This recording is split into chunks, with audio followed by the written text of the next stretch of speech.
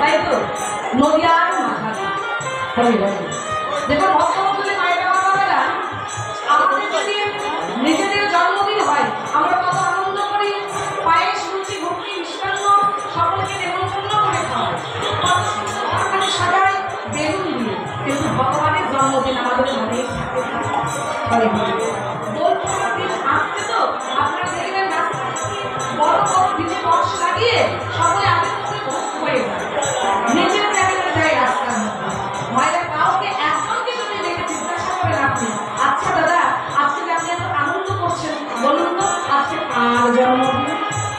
বেশিরভাগ মানুষ বলে ভগবানের জন্মদিন, সেটাও কিন্তু আমরা মনে রাখি না, কিন্তু নিজেদের জন্মদিন নিয়ে ব্যস্ত। তাই আমাদের উচিত ভগবানের জন্মদিন জন্মতিথি এইসব বিশেষ বিশেষ দিনগুলিকে পালন করা। তাই সামনে আসছে গৌর পূর্ণিমা, তাই না? আপনারা সেই দিনটি পালন করবেন।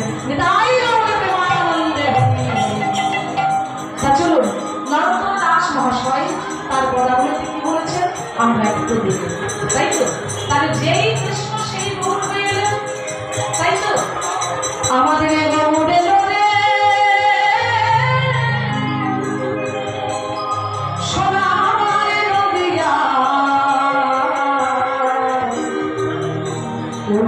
Oh,